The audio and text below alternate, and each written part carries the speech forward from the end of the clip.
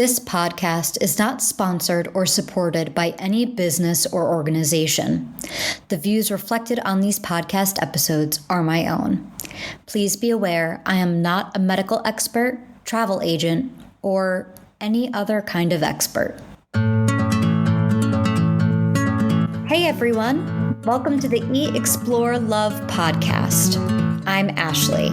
This podcast is based off of my blog of the same name, Eat, Explore, Love.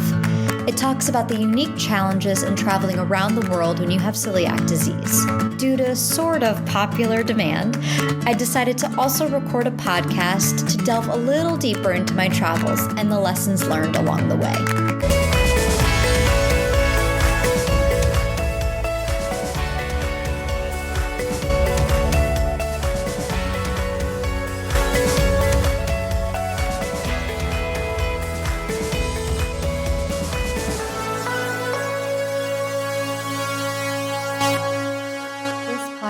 Is essentially combining my week in Berlin and Munich all together. This trip was the culmination of all my life experiences into this moment. To get the full context of what this trip meant to me, I encourage you to listen to my other podcasts, specifically the Amsterdam podcast. It's also important that you listen to the Berlin podcast before listening to this one, so you can hear about some of the places I explored, so the lesson for the week makes a little bit more sense. This trip was tricky because I was spending Christmas and New Year's Eve by myself in a different country. I was FaceTiming with relatives and feeling a sense of FOMO I don't typically feel. On any other adventure, that would have been the lesson for the week, dealing with the FOMO of being on your own for the holidays. But the things I was able to do in Berlin and Munich shattered me in ways I didn't expect. But it was the best way to be shattered. It's one thing to learn about stuff in a history book or watching a movie or plays, but to walk the cobblestone pathways through which others had to suffer, it brings you to your knees in ways you cannot imagine. So my lesson for the week is about empathy.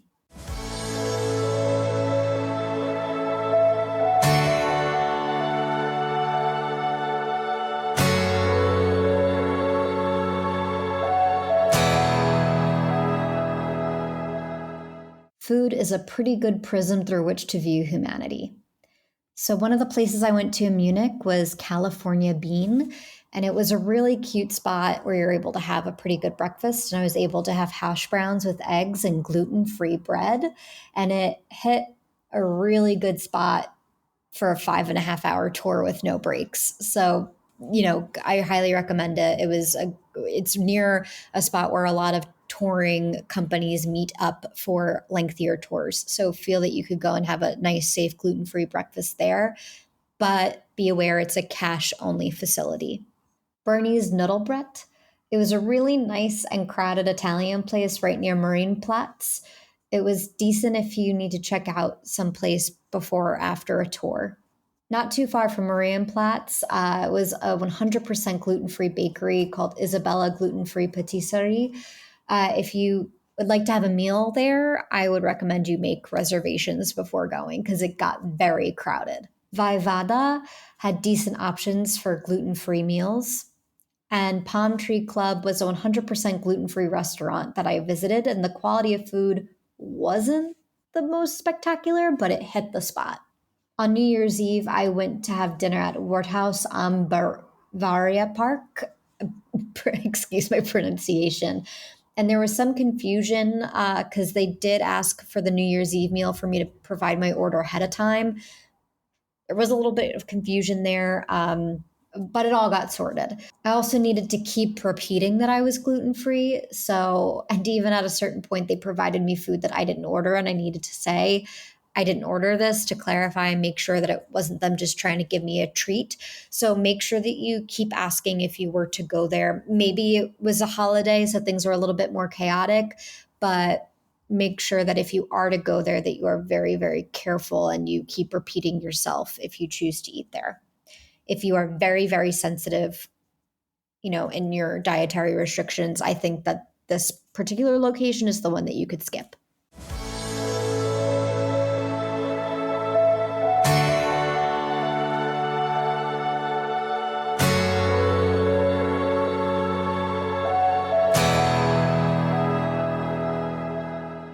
The atmosphere here is a cross between the Munich Beer Festival and the Colosseum at Rome. Through Guru Walks, I booked a tour called the Walking Tour of Munich. My tour guide's name was Charlie, and he was so kind and gave a really great introduction to the city of Munich. Through Get Your Guide, I booked a half-day tour at Dachau.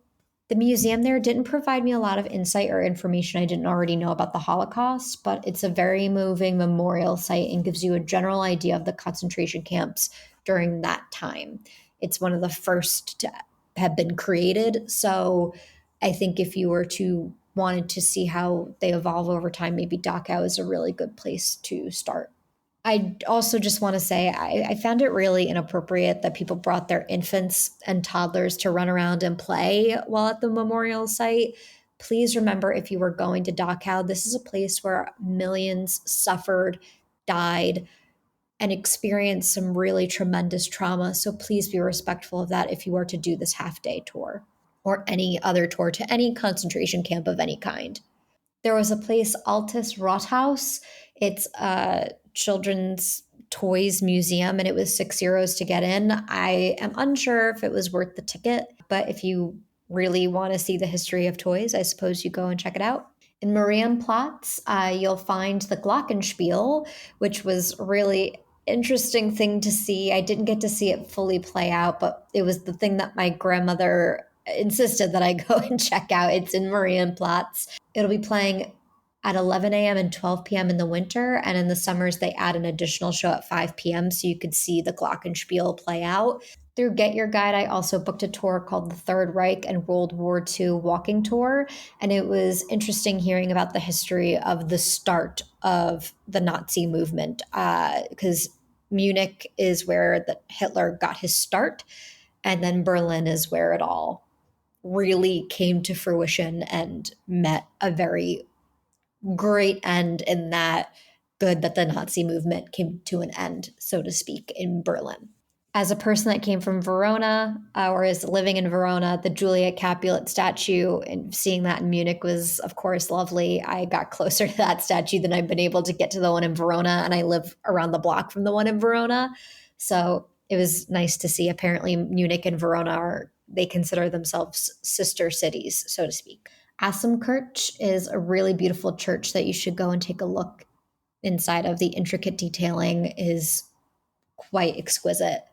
Again, forgive my pronunciation, but Neuschwanstein Palace, if you take the train from Munich to Füssen and then take a bus to Neuschwanstein, you'll be able to hike up to a couple of different palaces and castles and things. And one of those castles inspired the design for the Disneyland castle.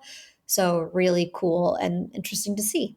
But again, you have to take a train. It's really in Füssen over Munich, but they do tours from there that you could do and have a nice experience. I didn't go inside any of the castles. I just did a hike, which was a worthwhile experience. And really impressed. My family members said I took the hike. On New Year's Eve, I did the Tollwood Music Festival. I got there at about 9:30, and I thought it was a little too early to show up. I feel like you could go at 11 p.m. and then be there at midnight, and it'd be a fun time. I have to say, spending New Year's Eve in Munich and experiencing a different culture, my family's tradition, and I was always told it was the Italian tradition, and I don't know how true this is yet, but we would go out and bang pots and pans at once midnight hit. And in Munich, everybody was listening to the waltz and dancing all around with each other. And there's no rules about fireworks like there are in the States, or at least in New York, where I'm from.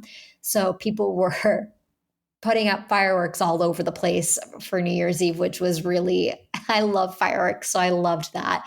You just had to be really careful driving around and making sure no one left anything so that you could blow up at any point if a firework went off as you were driving over it. So be careful if you were ever to do that experience.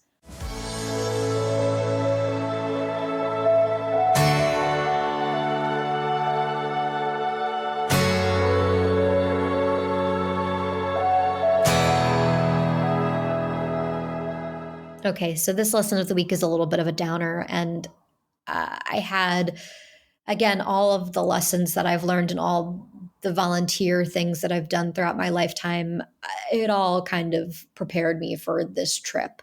All my life's adventures have been leading me to a trip to Germany. And I think people get really weirded out by that. But I'm someone that really believes in the concept of if you don't learn from your history, it's doomed to repeat in the future.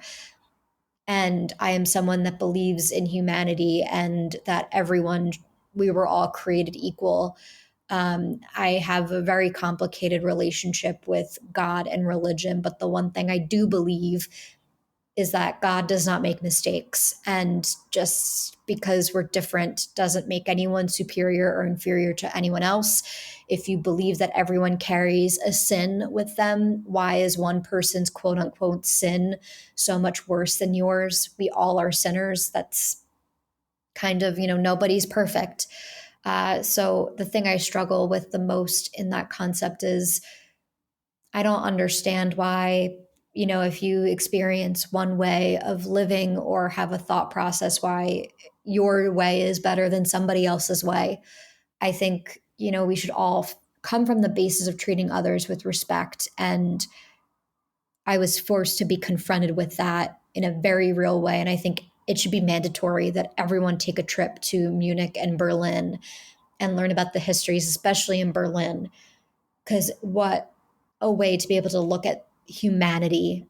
It all happened in everything that has happened in the 20th and 21st century has essentially happened in Berlin.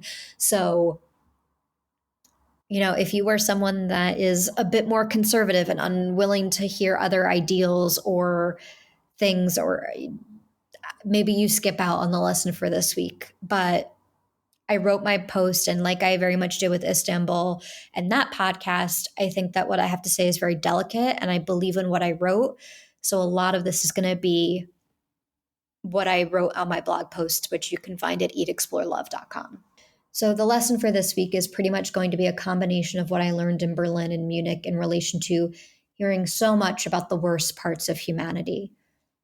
During one of my tours, a tour guide pointed out these bronze plates amongst the stones. It's a common sight throughout the city of Berlin, especially. If you're not paying attention, they're easy to miss. It's to symbolize that a person that went through the Holocaust, survivors and those that were murdered alike, had either lived or worked in that location where you see that bronze stone. It gives you their name and what happened to them. It's supported through the Stumbling Stones Project. There were 3 stones in particular that were shown to us by our tour guide. At the location, the family had owned a magic shop. The stones showed 2 parents and their youngest daughter. Arthur and Charlotte's older 2 daughters left Germany when they saw the way things were going and were lucky enough to get a visa out as Hitler came to power. But Arthur, Charlotte, and Meta were not so lucky. After losing their magic shop business, simply because they were Jewish, Meta was called away and taken on a train to Auschwitz, where she was murdered.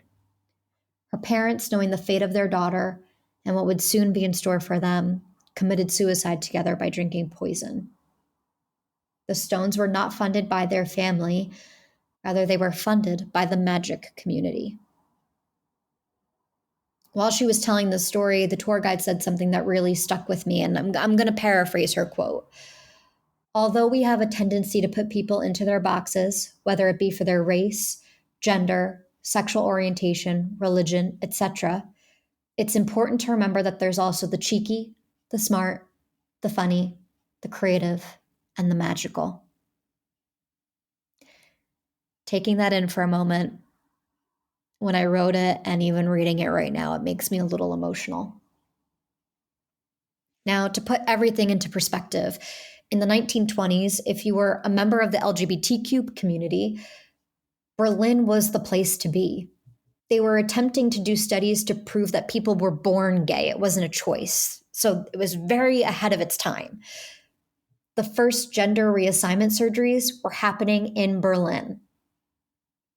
It will never cease to amaze me how a place went from being so incredibly progressive and ahead of its time to being the hotspot for such grossness and humanity. I went to the train stations that people were deported from, And those train stations were surrounded by houses. Houses filled with people that watched thousands of men, women, and children be shipped off to a horrible fate. Granted, people didn't necessarily know they were being killed at these camps, but in documentaries I've watched where they've interviewed these bystanders, the feelings were, well, the sacrifice was worth it. I could put food on the table. The sacrifice meaning it was worth people being shipped off to camps, and whatever happened to them, it was whatever, because I could feed my family and I could put money in the bank, so to speak. So my life was better for it. It's important for people to remember it didn't escalate quickly. It took a solid decade. Germany was in financial turmoil, and a group of people found a way to give people hope by providing a common enemy. Actually, they provided a lot of common enemies. Anyone that was different was the enemy. If only these people didn't exist, then you would be able to have money and a better life. It started with words, then went to book bans, then book burnings, then reframing history, then putting anyone that spoke out about these new ideas into a camp and torture them into submission. It was years of this before they got to what was eventually called the final solution, the attempt to eliminate Jewish people off the face of the earth. My main complaint about the United States is how we deal with the darkness of our own history. I feel everyone should look to Germany as the example of how it should be done. Any statues or memorials that the Nazis put up have been taken down and replaced with memorials to the victims, survivors, and the upstanders. The big argument of why we shouldn't take down Confederate soldier statues is that it erases history. But in Germany, taking down anything related to the Nazi Party didn't erase history.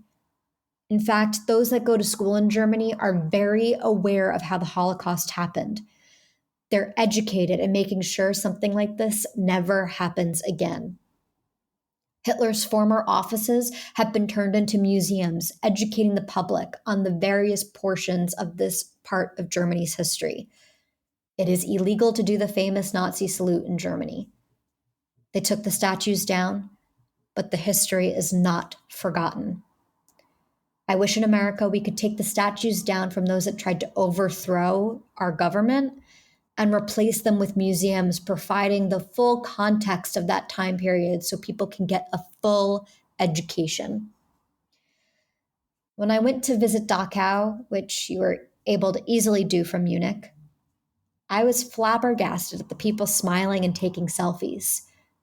This is why it's so important to educate people on the past. The Holocaust is not a social media moment. This is not something to celebrate. This is where we pay our respects and learn about the evils of the past so we make sure history doesn't repeat itself. I am truly troubled by humanity and where we are right now with the world. It feels that history is repeating itself, and we may not make the right choices this time. When I was writing the blog post, I had a very difficult time figuring out how to end it, just like I am with this podcast. I'm struggling with the idea of having hope for the future. I can only say in this trip, I decided if we truly take a turn for the worse,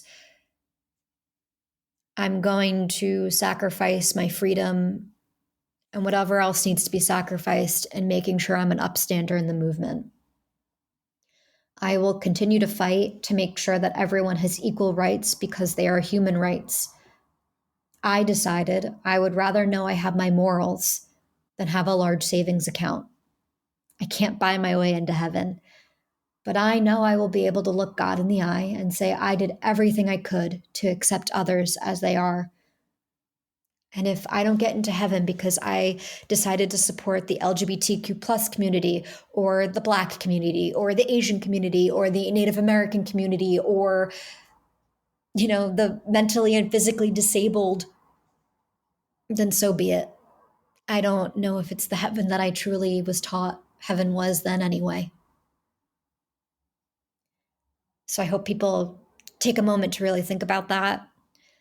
And I highly recommend you do your research. And I think that this is only a jumping off point to much tougher conversations, but I hope people take what I learned into consideration before they go into the voting booths this year, because I think we're not truly understanding the risks. And I'm sure that I'm going to get all of a sudden all these people reaching out to me telling me what an evil and horrible person I am. And that's your right. And I will fight for your right to feel that way and to tell me that. And it's a shame that you wouldn't fight for my right to do the same.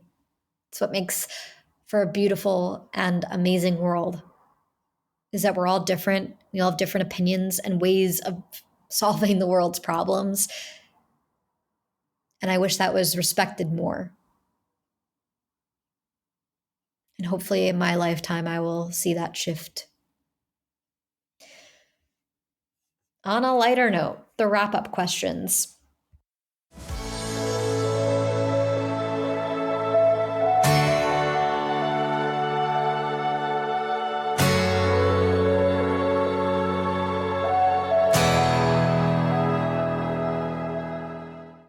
Do I feel the city of Munich is safe for those with celiac?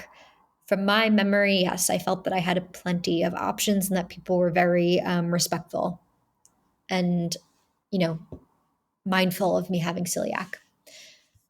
My favorite place to eat was California Bean. But remember, if you're going to go there, bring cash.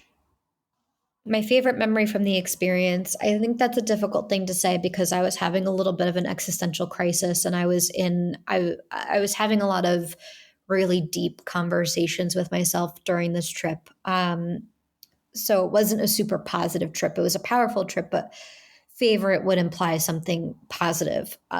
Perhaps if I were to go on that route, with me maybe watching the fireworks on New Year's Eve. Is this a city to vacation to or live in? I think both. Is this a city to relax or be active in? I think you could pretty much have a go with the flow, easygoing trip, so relax. How are the people? Incredibly kind and willing to have the tough conversations and be respectful of those tough conversations. I was incredibly inspired by my time in Munich and Berlin, and I can't recommend that people go. But you have to go with an open mind and not be a jerk. So apologies that this this podcast took a tough turn. I'm interested to hear other people's thoughts on it. I'm interested in having the deeper conversations about things, and if there's any organization that I could, shout out or be part of and helping be part of the solution to the issues that I'm seeing and spoke of in this podcast, I'd be more than willing to hear about it. And see you next time.